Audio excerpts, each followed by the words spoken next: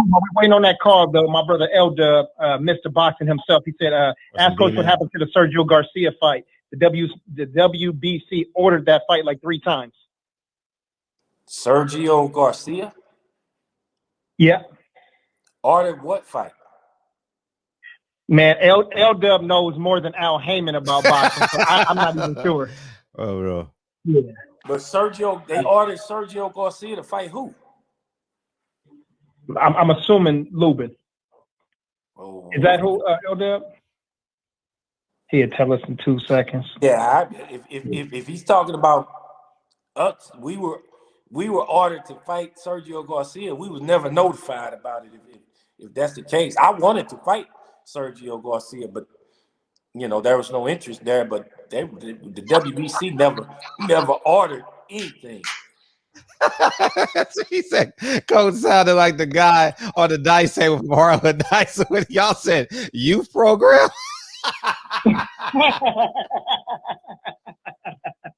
Shout out to Harlem Nights, man. Can somebody produce a movie like Harlem Nights, dog? Man, where they can work together and just put out a piece of greatness, man. Will we ever see something like that again? Comedians right now to make that happen. Man, who's your favorite comedian, Coach? By the way, Richard Pryor. Richard Pryor. And who's alive? Who's alive? Oh, Day. Yeah, the Mike Epps. Mike Epps. Yeah. Mike Epps. He's supposed to be playing Richard Pryor, if I'm not mistaken, right? Yeah. Yeah. So that's organic line of. Yeah. Cool. And let's. I want to talk about this Tank Davis and Mario Barrios fight. Can you give us a breakdown? What are you looking to see from young Tank versus a bigger, tall Mario Barrios?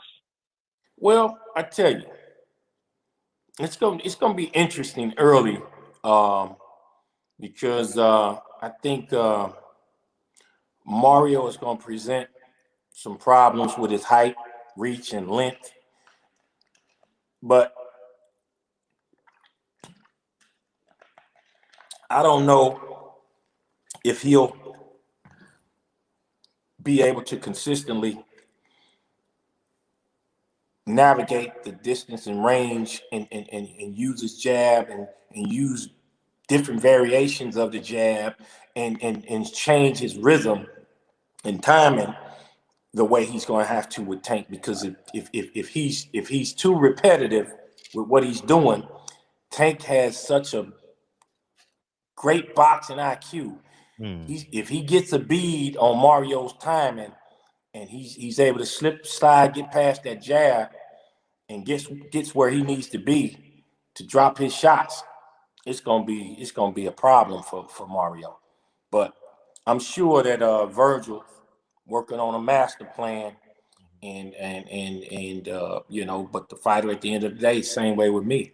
Fighter got to go in there when that bell go ding, and he's got to execute, and he's got to execute all night long. So Mario Barrios, he's gonna have to be on point for 3 minutes of every round, because Tank's not only a big puncher, he's smart, he's quick, he's always on balance, and he knows how to adjust. So I think this fight is going to bring some different elements of Tank's game out on Saturday night that a lot of people haven't seen. Is he slippery enough for Mario Barrios? Because the Tank that I seen, he can be when if when he came to camp with me, I said I was shocked at how talented he was, because when people think Tank, they think about nothing but Tank and his power, and he going across the ring just knocking people out and just that's all he's thinking about doing is trying to land the big shot. But he's got so much talent, man. He's got great defense, he's got good head movement, he's got quick hands along with the power, great footwork, balance. you know, I spend most of my time working with him on setting up his power with his speed and using his defense to set up his offense and using different angles and slipping and countering. And we worked on that whole camp, and he went out and he was slipping and sliding and countering. So, you know, when you work on things, he's one of those fighters that if you could teach it, he can do it. You know what I'm saying? So, you know, whatever the game plan is, the strategy, whatever they working on, that's, you know, Tank will go out and execute it to the T. Does he have the physical attributes to be consistent at 140, or would you suggest 135, 130?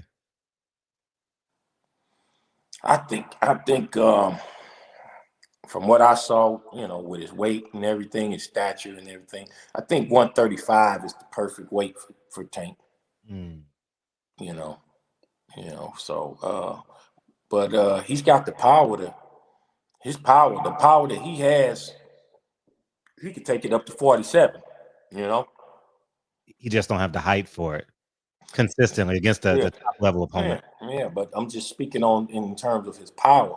Gotcha. He's got that kind of power that'll go. If he goes up to 47, he's got that thump, and not only does he have thump, he's got the snap, and he's got the torque. He's got the torque. He's mastered that snap in his. He torques that from the floor through the hip, from the shoulder all the way out to the end of that punch. He's mastered the way to torque that snap on that punch, and that's why when he hits you and he hits you right, it's a problem. Wow. You've seen before you jump in, DB. You've seen have you seen episode 1 and episode 2 of this training camp? How would you grade him in terms of his maturation in boxing, in terms of training camp, and in terms of his fights since you? I'm not throwing darts. I'm just talking about the fighter and stuff like that in terms of his development. Yeah, I mean, he looks like he's maturing as a man. That's what I see from the 24/7 the 2 episodes. He looks like he's just maturing as a man. I mean, he's gone through some things, but I mean, that's life. You gonna go through some things, but he looks like he's you know, he's just trying to, you know, he's a kid from the ghetto that was born with a talent and met a guy like Calvin, and Calvin put that gym together with them kids and had the love to cultivate all that, and now they are in this situation. So you gotta learn to learn how to deal with all of that success, money like you never dreamed of having. Now you got a bunch of grown folks that's depending on you to kind of almost carry them on your back and take care of them. So he's got a lot to deal with. You know what I'm saying? Yeah, got that. We got Reg calling in. What's up, Reg? What's up, my brother Fred DB and the coach? What's up? What's up, my man? Oh man, nothing. Chilling, man.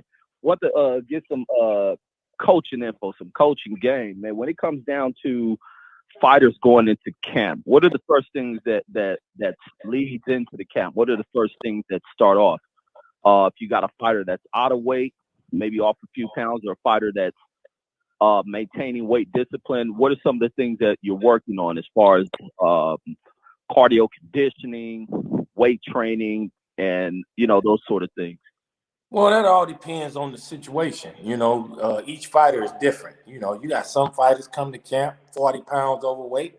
You got some fighters come to camp, their weight is, they control their weight a lot better.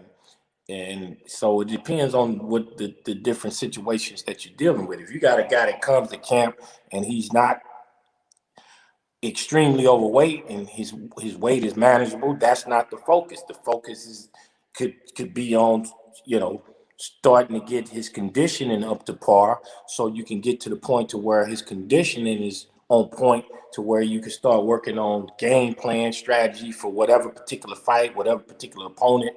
So, you know, it all depends on the situation, and it all depends on how much time you got in the camp prior to the fight date. Right on, right on. Because there's so many variables. I mean, some guys come to camp, they're overweight. Then you got some guys that come to camp, they drink a lot, so you got to detox them before you can even start working on the weight, before you can even start getting them dealing with the game plan and strategy and conditioning. So there's so many different variables. It depends on each situation with each different fighter, and then the date and the time frame and how much time you got in the camp. You know, so it's just a whole bunch of different variables. It depends on each situation. Right on, right on. And so, what are, like going into these things? What are some of the things you do to develop a fighter's power? So, if you're dealing with a fighter's power, if a fighter has reached the point to where their power is what it is, what are some of the other tools or aspects that you develop on?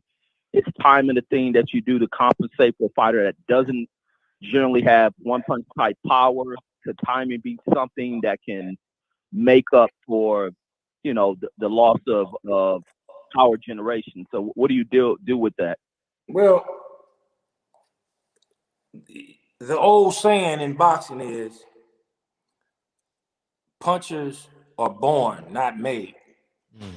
So, but the flip side of that is you can still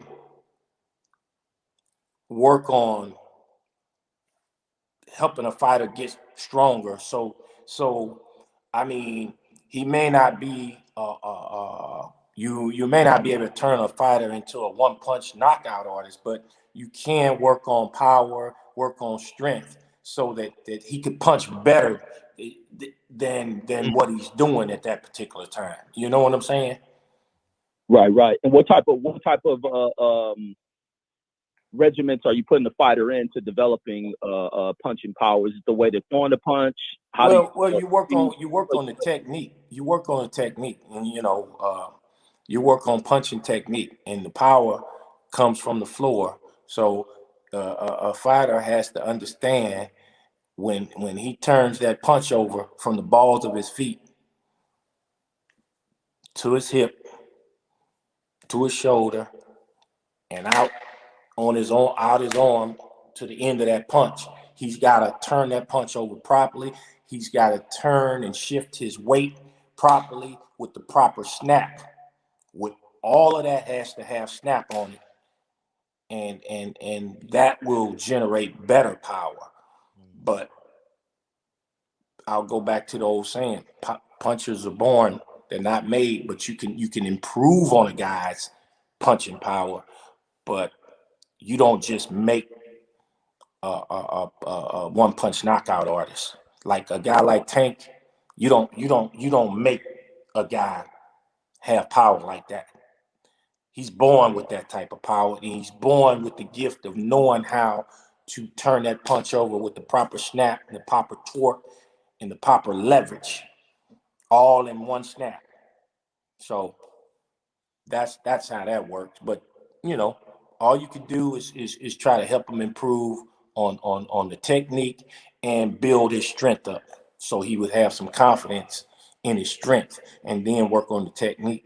And then you can get a little improvement, but you're not gonna make a one punch knockout artist. You don't teach a fighter to be a one punch knockout artist. That a fighter has to be born with that punch. Punchers are born. Heavy-handed guys are born with heavy hands, and then when they get into the sport of boxing, they learn the technique of how to throw a punch. And when they got heavy hands and they know how to turn that punch over with the proper snap and that hip and shoulder, turning it over from the floor, shifting that weight, all in one snap. You know, that's how you teach how to throw the punch. But like I said, if a guy doesn't have heavy hands, he's got to be born heavy-handed. You know what I mean? Right. So like and I reason I bring that question up because I want to go into what Sugar Hill comments were. Well, before you ask that question, maybe I can put this together and save time. Well, there goes Sugar Hill's argument about Tyson Fury being a one-punch knockout artist. Now, go ahead. Yeah. So with that comment right there from Sugar Hill, do you see any way of a trainer turning Tyson Fury into a one-punch knockout artist? And also with whether or not he goes up in weight. And then I got one question after that. I'm out. Well, I mean, I've never seen. I haven't. Who did Tyson Fury knock out in one punch? Nobody. Okay, so what are we talking about? Right on. That's all I need to hear. And then my final question, man, when it comes up to fighters moving up in weight, so you have like a fighter like Charlo at 160, you have other fighters at 135 or whatnot. When it comes up to moving up in weight and the transfer of power, what are your thoughts on that, and how far up can some of these fighters move up in division? And especially being like these are newly created divisions, but how far can a fighter go up as far as this power being able to travel up? Because these dudes, when you see these boxers, they can, even guys who fight at 135, you may see a guy at 140, they don't look too much different in size. So what's the thoughts on that? Well, like I said before, if you're a born puncher and you're a true puncher, that punch goes with you. You know, I mean, you can go up to the next weight division. You're still gonna have power. You know, now if you go up too far, you know, it's not only will the power not be as effective because you're dealing with bigger guys, but you know, you're gonna be dealing with not just the power, you're gonna be dealing with the weight. You're gonna feel the weight difference of the body moving around that bigger body in the ring. I mean, from a skill set, you're dealing with a bigger guy that's just the skill. So I mean, you don't want to go up in weight too far out of whack. So you know, but going up to the next weight class or something like that, I don't see it being a problem. Right on. So that defeats the Charlo staying at 160 thing. But that's all I got, man. Salute to